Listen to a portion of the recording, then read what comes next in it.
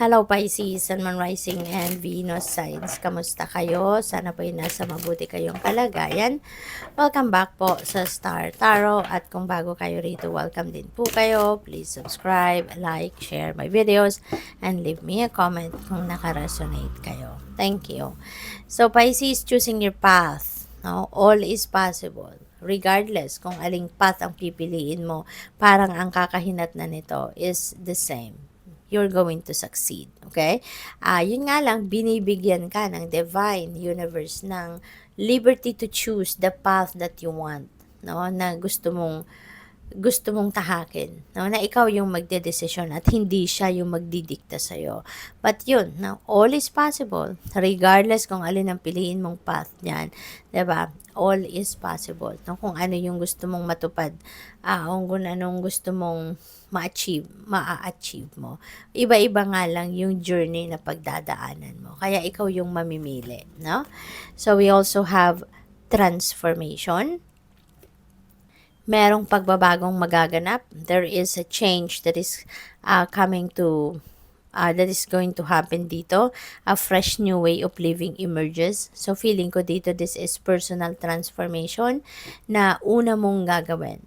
No? Maaring meron ka dito mga bagong perspective, meron ka ditong babaguhin na, baka merong mga belief system, panibagong belief system that you're going to embrace, may mga bagong pag-uugali, bagong behavior, mga bagong,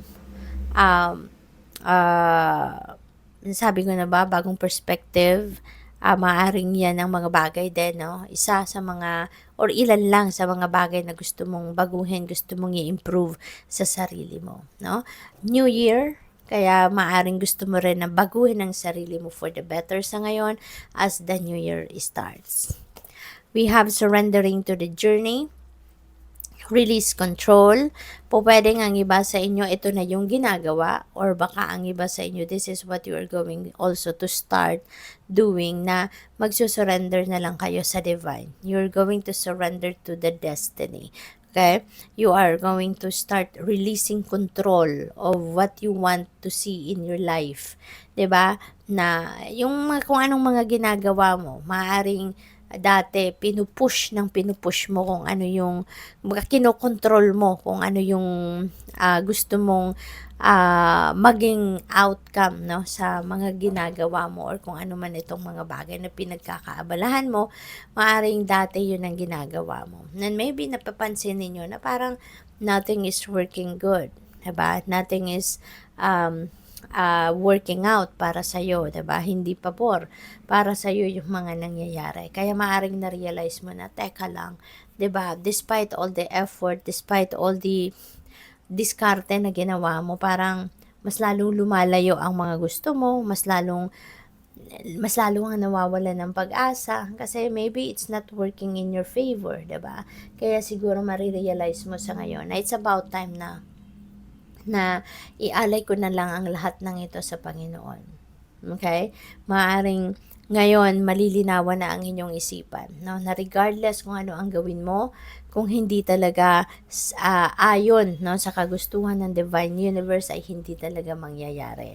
Diba? If it's not part of the divine plan, and it's not divine timing yet, no, kahit anong gawin mo, it's not gonna happen. Kaya maaring yan ang magiging realization mo ngayon, na magsusurrender ka na lang sa Panginoon.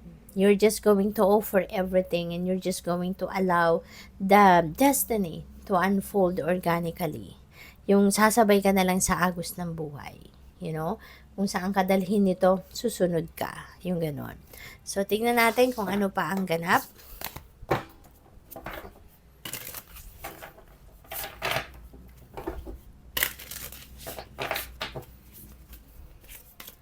We have lifeblood, water, Pisces. Baka nagkukulang kayo ng tubig sa katawan ninyo. You know?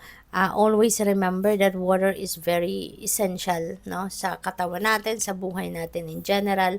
Baka kayo ay hindi mainom ng tubig, no? Baka kayo hindi masyadong umiinom ng fluid, no? Okay na, or kahit simpleng tubig, baka talagang tamad kayo, 'di ba? May mga taong tinatamad uminom, 'no? Or kasi may mga tao talaga na hindi rin talaga mahilig uminom ng tubig, 'di ba? Kaya maaring ang iba sa inyo baka gano'n, kaya paalala ito sa inyo 'no, na mahalaga ang tubig sa buhay natin, mahalaga sa kalusugan natin, kaya 'wag tayong tamarin. Gumawa tayo ng paraan ano, kung hindi ninyo gusto yung lasa ng plain water, you can put anything in there, mga slices ng prutas, 'di ba? Katulad ng cucumber water, it's very refreshing, masarap inumin, 'di ba? O kaya slices ng oranges, o pigaan ninyo ng lemon or slices ng lemon, yung mga gano'n ba. Anything na magugustuhan mong uminom ng marami-raming tubig. So, gawin mo yun para sa katawan mo, para mag-improve ang inyong kalusugan, okay? We have adaptability. This is really good, beautiful, si adaptability energy kasi nagpapakita lang dito na very adaptable ka din naman. Very flexible ka naman, no? At mabilis kang makakaakyat sa ladder of success if you are flexible, if you are adaptable, no? Yung hindi ka mareklamo, hindi ka whiner, hindi ka complainer, 'di ba?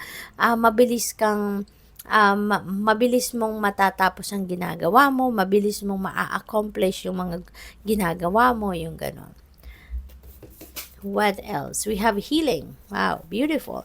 Baka ang iba sa inyo, healing, hindi lang ito physical ailment na is going to be healed, no? Maaaring ang healing na to is also sa emotional troubles, or baka meron din kayong mga situation sa mga relationships ninyo, iba't ibang klaseng relationship na medyo siguro hindi maganda ang samahan, 'di ba? Maybe that is also going to be healed na at this time. So, good luck. Thank you for watching. Love and light. Namaste.